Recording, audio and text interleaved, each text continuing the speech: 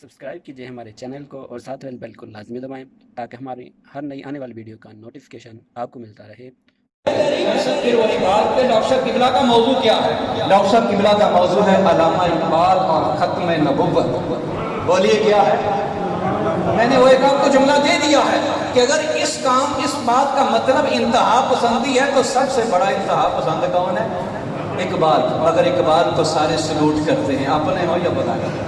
تو جس موضوع پر تشریف لاتے ہیں لب کشائی کرنے کے لیے محترم جناب پروفیسر ڈاکٹر سعید احمد سعیدی صاحب، علامہ اقبال اور ختم نبوت۔ نعرہ تکبیر! لگاتا تھا تو جب نعرہ خیبر توڑ دیتا تھا، لگاتا تھا تو جب نعرہ تو خیبر توڑ دیتا، جب حکم دیتا دریا رستہ چھوڑ دیتا۔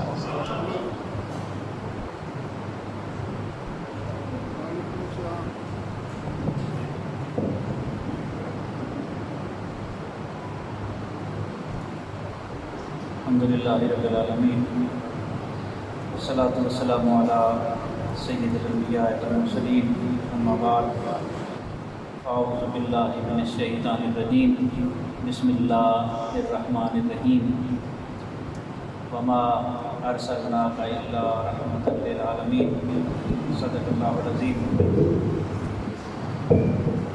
وبلغنا رسولہ النبی الامی الکریم المکین الرؤوف الرحیم، ونحن علی ذلک لمن الشاہدین والشاکرین، والحمد للہ رب العالمین۔ گرامی مرتبت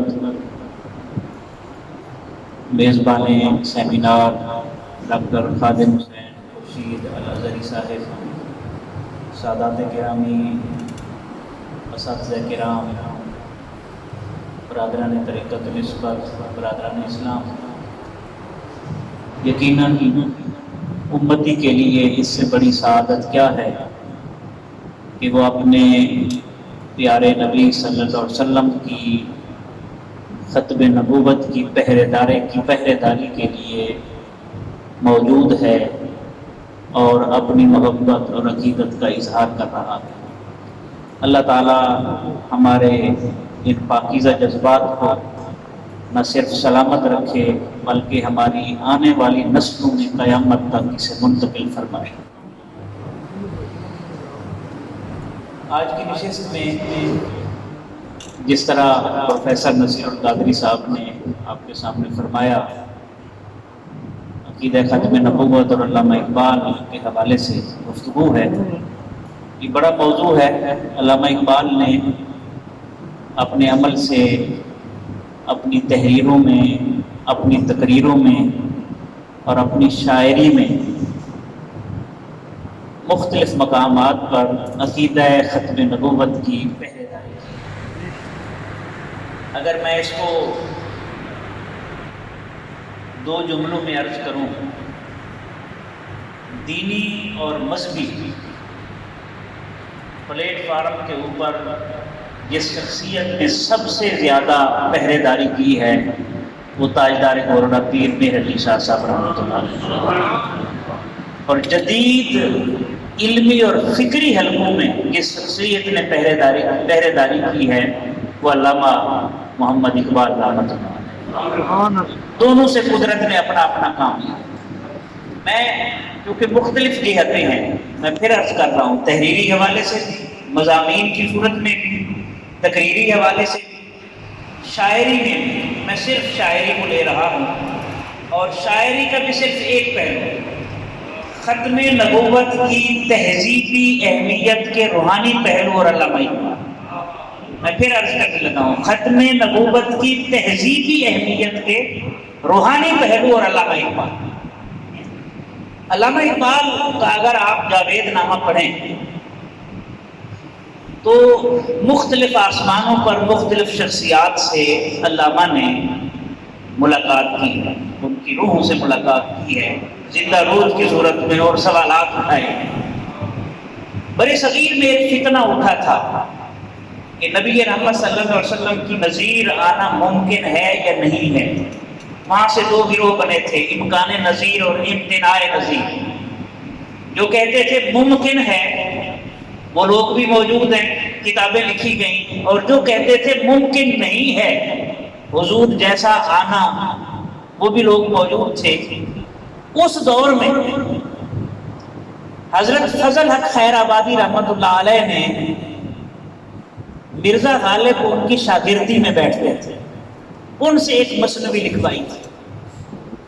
علامہ اقبال نے جب فلک مریخ کے اوپر ملاقات کی ہے تو وہ اثر بھی بیان کیا، اور پھر اس اثر کا جواب، اثر کہتے ہیں روایت، تو اس روایت کا جواب مرزا غالب کی زبان سے دلوایا۔ اثر یہ تھا، روایت یہ تھی، وہ مستند نہیں تھی، حضرت عبداللہ ابن عباس کی طرف منسوب روایت تھی کہ جس طرح یہ زمین ہے، اس کے نیچے ایک زمین ہے، پھر اس کے نیچے ایک زمین ہے، پھر اس کے نیچے ایک زمین ہے، اسی طرح پہلا آسمان، دوسرا، تیسرا، جس طرح اس زمین کے اوپر نبوت اور ولایت کا سسٹم ہے، اسی طرح نچلی زمین میں بھی علیحدہ نبوت اور ولایت کا سسٹم ہے۔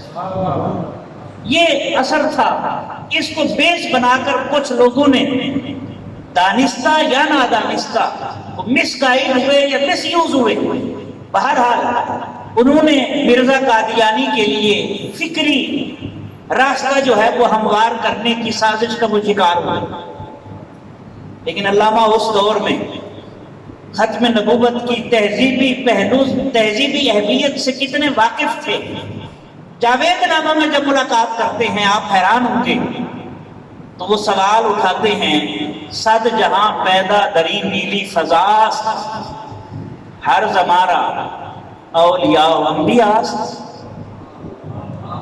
غالب، اللہ نے آپ کو اجازت سخن سے نوازا ہے، ذرا یہ حقیقت تو واضح کریں کہ جس طرح یہ جہان ہے، کیا ہر جہان کے لیے علیحدہ علیحدہ ولایت اور نبوت کا سلسلہ جاری ہے؟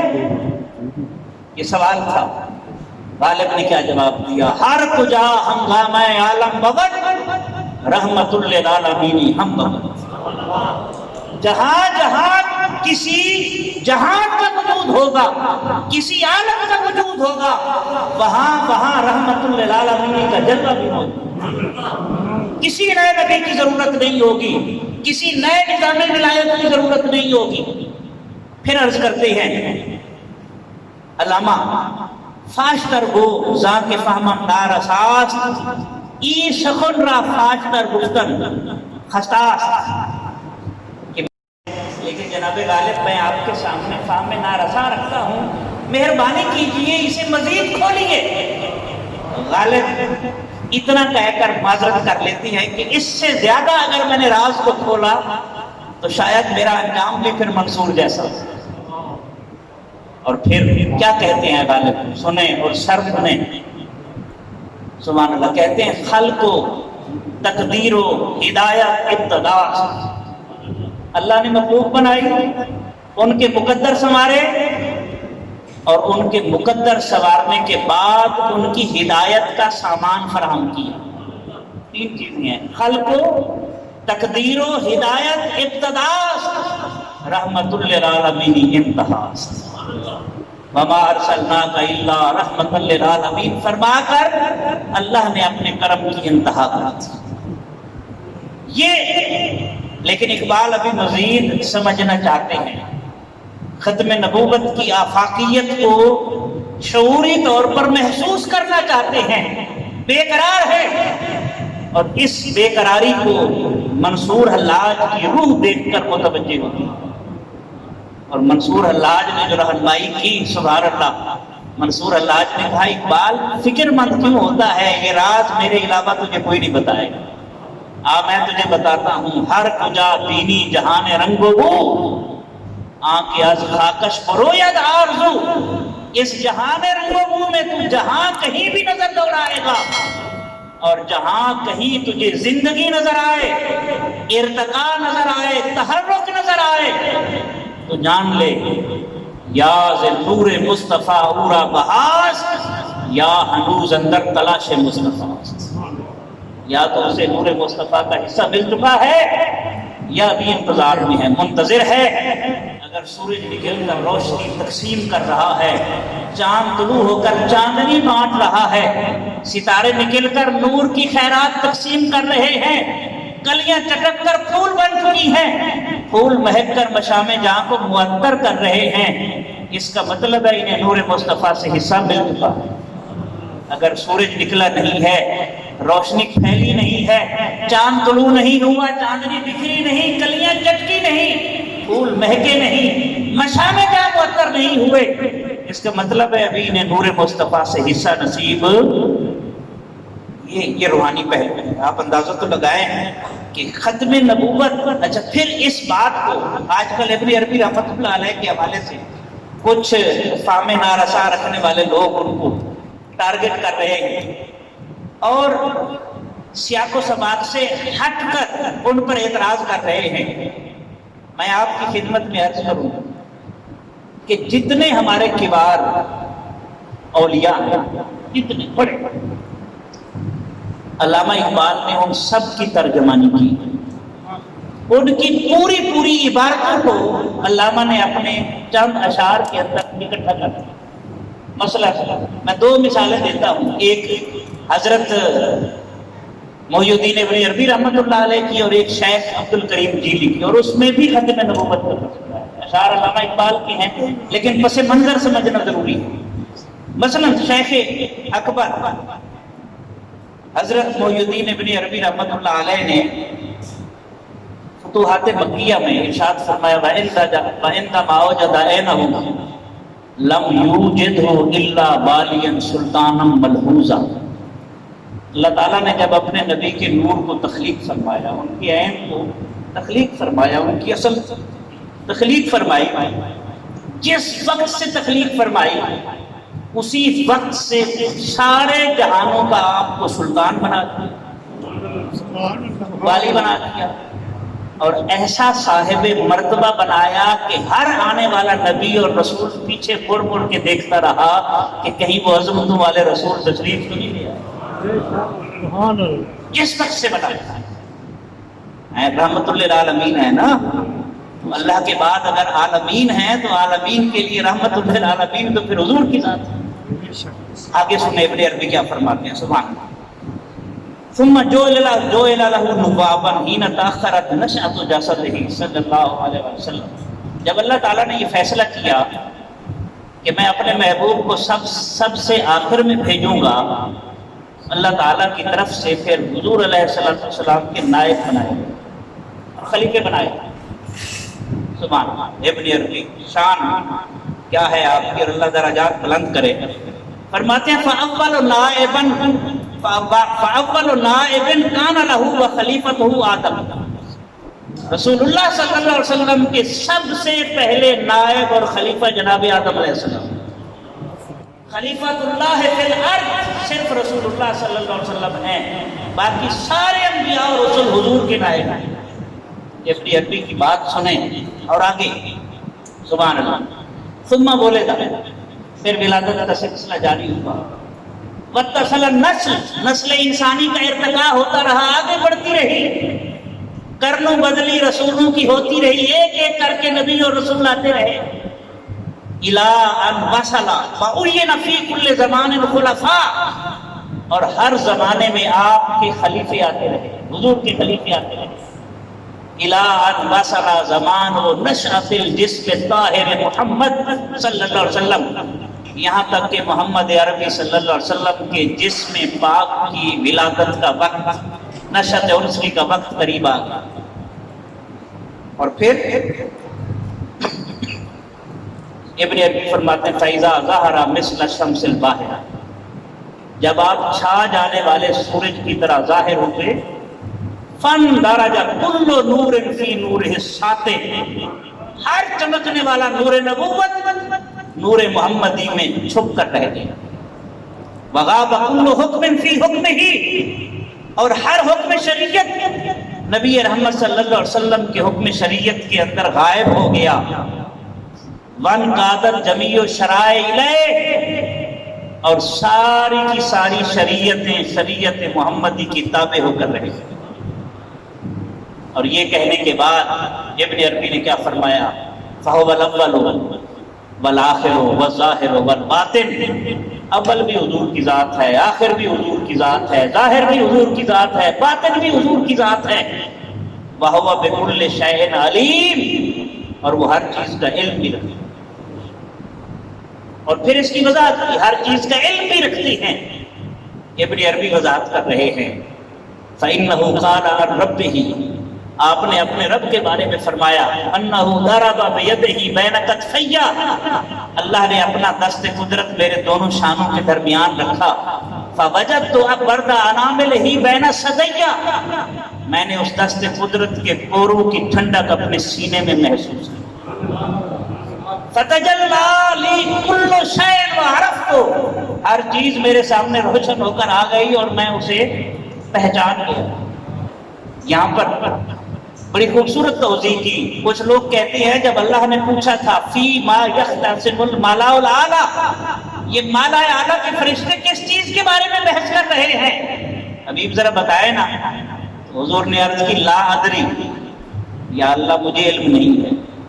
یار لوگوں نے نعرہ لگایا اگر علم ہوتا تو بتا نہ دیتے، لیکن انہیں کون بتائے کہ جو حسن یوسف میں محو ہو اس کے ہاتھ کی انگلیاں کٹ جائیں اور خبر نہ ہو، اور جو حسن ذات میں محو ہوگا اس کی محویت کی کیا حالت، کیا کیفیت۔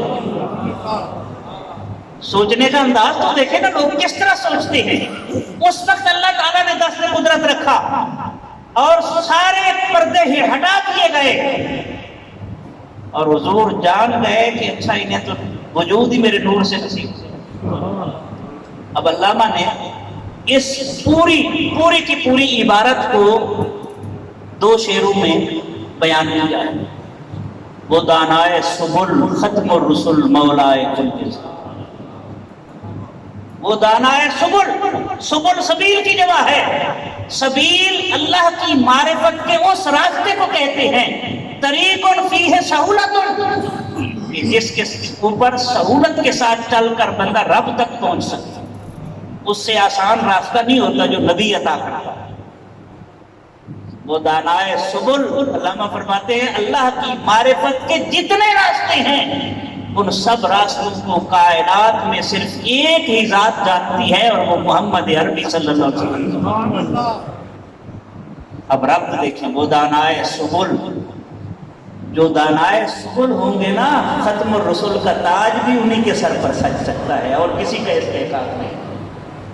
وہ دانائے سبل ختم الرسل مولائے کل، جو دانائے سبل ہیں وہی ختم الرسل ہیں، جو ختم الرسل ہیں وہی کائنات کے مولا ہیں۔ رب نے ایسے نہیں فرمایا وما ارسلناک الا رحمۃ للعالمین، کائنات کا ایک ایک ذرہ جس طرح رب کی ربوبیت کا محتاج ہے، اسی طرح اس کے حبیب کریم صلی اللہ علیہ وسلم کی رحمت کا محتاج۔ اب اس شعر کو پڑھیں، سنتے ہیں آپ اکثر، لیکن یہ ابن عربی رحمۃ اللہ علیہ کی عبارت پر کرتے ہیں۔ وہ دانائے سبل ختم الرسل مولائے کل، جس نے غبار رہ کو بخشا فروغ بادی سینہ، نگاہ عشق و مستی میں وہی اول وہی آخر، وہی قرآن وہی فرقان وہی یاسین وہی طٰہٰ۔ دوسری عبارت شیخ عبد الکریم جیلی رحمۃ اللہ علیہ، اعلم حافظک اللہ، اے مرد مسلمان اس حقیقت کو جان لے اللہ تیری حفاظت فرمائے، ان الانسان الکامل، کہ انسان کامل۔ اور عبد الکریم جیلی کون ہیں؟ نئی نسل کو پتہ ہونا چاہیے، یہ وہ شخصیت ہیں جنہیں خود رسول اللہ صلی اللہ علیہ وسلم نے حکم فرمایا عبد الکریم میری شان میں کتاب لکھو۔ انہوں نے وہ کتاب لکھی الانسان الکامل، اس کا نام ہے، عربی میں اس کا ترجمہ مل جاتا ہے شیخ عبد الکریم جیلی، سبحان اللہ۔ لکھو کتاب، لکھی، رسول اللہ صلی اللہ علیہ وسلم کی بارگاہ میں پیش کی، اور اسے بارگاہ نبوت میں شرف قبولیت عطا ہوئی۔ یہ اس کی عبارت ہے، اعلم حافظک اللہ، اے مرد مسلمان اس حقیقت کو جان لے اللہ تیری حفاظت فرمائے. ان الانسان الکامل، کہ انسان کامل یعنی رسول رحمت صلی اللہ علیہ وسلم هو القطب الذی، آپ کائنات کا وہ محور ہیں، تدور علیہ افلاک الوجود من اولہ الی آخرہ، پوری کائنات وجود اول سے لے کر آخر تک رسول اللہ صلی اللہ علیہ وسلم کے گرد طواف کرنا. پوری کائنات وجود، نباتات، جمادات، حیوانات، جنات، ملائکہ، انسان، پوری کائنات وجود حضور کے گرد محو طواف ہے. اسی بات کو پھر سبحان اللہ علامہ نے بیان کیا اور کہا گرد تو گردد حریم کائنات، میرے آقا کائنات کی ساری حرمتیں اور احترام آپ کے گرد محو طواف. آج تو خواہم یک نگاہ التفات، میں بھی آپ کی نگاہ ایک نگاہ کرم کا امیدوار ہوں. ذکر و فکر و علم و عرفانم توئی، کشتی و دریا و طوفانم توئی. میرا ذکر، میرا فکر، میرا علم، میرا عرفان، میری کشتی، میرا دریا، میرا طوفان، میرا سب کچھ آپ کی ذات. یہ وہ گہرائی ہے. یہ دیکھیں نا، آنکھ والا تیرے جوبن کا تماشا دیکھے، دیدہ گور کو کیا آئے نظر، کیا دیکھے. ہم دونوں فیصلہ کرنا ہے عظمت مصطفیٰ صلی اللہ علیہ وسلم. یہ دیکھنے والے لوگ ہیں. اور تیسری اور آخری بات، حضرت سہل بن عبداللہ تستری رحمۃ اللہ علیہ، حضرت سہل بن عبداللہ تستری رحمۃ اللہ علیہ فرماتے ہیں وَمَن لَّمْ يَرَى وِلَایَةَ الرَّسُولِ عَلَیْهِ فِی جَمِیعِ أَحْوَالِهِ وَلَمْ يَرَ نَفْسَهُ فِی مِلْکِهِ لَمْ يَذُقْ حَلَاوَةَ السُنَّةِ. کہ جو شخص اپنے دل کی حالتوں پر، احوال قلبیہ پر رسول اللہ صلی اللہ علیہ وسلم کی حکمرانی تسلیم نہیں، یہ صوفی بیان کر سکتا ہے دیکھنے والا. وَمَن لَّمْ يَرَى وِلَایَةَ الرَّسُولِ عَلَیْهِ، جو اپنے دل کی حالتوں پر رسول اللہ صلی اللہ علیہ وسلم کی حکمرانی تسلیم نہیں کرتا. وَلَمْ يَرَ نَفْسَهُ فِی مِلْکِهِ، اور اپنے وجود کو ان کی ملکیت نہیں سمجھتا. لَمْ يَذُقْ حَلَاوَةَ السُنَّةِ، اسے محبت تو دور کی بات ہے، اسے سنت کی حلاوت بھی نصیب نہیں ہوئی. ایسے تو نہیں کہہ رہے ہیں ذکر و فکر و علم و عرفانم تو، کشتی و دریا و طوفان، یہ وہ علم ہے. اگر نصیب ہو جائے تو پھر نسبت مصطفیٰ صلی اللہ علیہ وسلم کا ادراک ہوتا ہے. آخر میں علامہ کے اردو کے اور فارسی کے اشعار پر اس گفتگو کو سمیٹتے ہیں، کیونکہ کافی سارے مہمان ہیں اور ہر ایک نے اپنی سعادت حاصل کرنی ہے. جب مقالے چھپیں گے تو آپ کے پاس ساری چیزیں موجود ہوں گی. علامہ کہتے ہیں میں نہ عارف، نہ مجدد، نہ محدث، نہ فقیہ، مجھ کو معلوم نہیں کیا ہے نبوت کا مقام. ویسے بھی نبوت کے مقام کو انسان تو نہیں سمجھ سکتا نا. غزالی جیسا آدمی ہاتھ کھڑے کر دے تو پیچھے کون سمجھے گا. ہاں مگر عالم اسلام پہ رکھتا ہوں نظر، ہاں مگر عالم اسلام پہ رکھتا ہوں نظر، فاش ہے مجھ پہ ضمیر فلک نیلی فام. آسمانوں میں چھپے ہوئے راز بھی میرے ضمیر پر فاش ہو چکے ہیں. عصر حاضر کی شب تار میں دیکھی میں نے، یہ حقیقت کی ہے روشن صفت ماہ تمام. میں اس حقیقت کو جان گیا ہوں، پورے شعور اور حواس کے ساتھ جان گیا ہوں. کیا وہ نبوت ہے مسلمان کے لیے برگ حشیش، جس نبوت میں نہیں قوت و شوکت کا پیغام. مرزا قادیانی نے فتویٰ دیا تھا نا، گورنمنٹ آف برٹش کے خلاف جہاد حرام ہے. علامہ کہہ رہے ہیں میں اتنا زیادہ دعویٰ تو نہیں کرتا، لیکن اللہ نے جو میرے اوپر راز فاش کیے ہیں ان میں سے ایک یہ بھی ہے، وہ نبوت ہے مسلمان کے لیے برگ حشیش، وہ نشہ ہے جس نبوت میں نہیں قوت و شوکت کا پیغام. اور آخر میں علامہ نے اسی کو فارسی میں بیان کیا، پس خدا برما شریعت ختم کر. بس اللہ نے ہمارے اوپر شریعت ختم کی पर रसूल बा रिसालत ख़त्म कर, इसलिए कि हमारे रसूल के ऊपर रिसालत ख़त्म।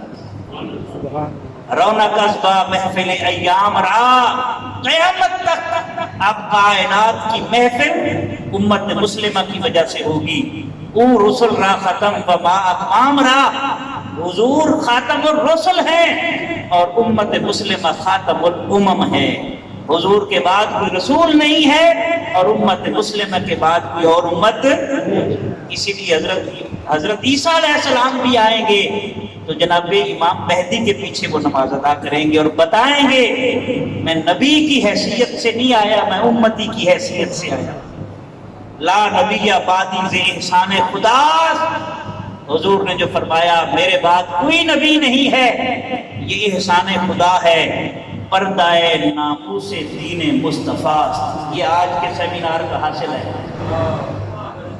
कि खत्म नबूवत का अकीदा नामूस मुस्तफ़ा, दीन मुस्तफ़ा की नामूस का पर्दा है। अगर खत्म नबूवत के ऊपर उम्मत कायम रहेगी तो दीन मुस्तफ़ा की इज्जत भी बरकरार रहेगी। जिस दिन खत्म नबूवत के ऊपर उम्मत ने कंप्रोमाइज कर लिया खुदा न खास्ता, तो उस दिन दीन मुस्तफ़ा की नामूस का भी जनाजा उठ जाए। ला नबी आबादी से इंसान खुदा, पर्दाए नामूस दीन मुस्तफ़ा, हक ताला नक्श हर दावा शिकस्त। अल्लाह ताला ने हर दावे का नक्श जो है वो 5-5 कर दिया। ताअबद इस्लाम रा शेराजा, बस कयामत तक के लिए इस्लाम की शेराजा बंदी कर दी। जो मैंने अर्ज किया था, ये तहजीबी अहमियत है खत्म नबूवत की अकीदे की। अगर उम्मत को बरकरार रखना है तो फिर खत्म नबूवत की अकीदा को मजबूत करना होगा। अल्लाह ताला हमें अपने अपने दायरे में रहकर अपना फ़र्ज अदा करने की तौफीक अता फरमाए। मैं एक मरतबा फिर आखिर में डॉक्टर खादिम हुसैन खुर्शीद अल अज़हरी साहब और उनकी टीम और उनकी इस मस्जिद और मस्जिद की इंतज़ामिया को खिराज तहसीन पेश करता हूँ। ये अरसा दराज से साल से 1 दहाई कमोबेश होने वाली है और इस अकीदा के प्रचार के लिए बड़ी तवाना आवाज़ के साथ अपना फ़र्ज निभा रहे हैं। अल्लाह ताला हमारे दिलों में इस अकीदा पर पुख्तगी अता फरमाए। व आखिर दावाना अनिल हम्दुलिल्लाह।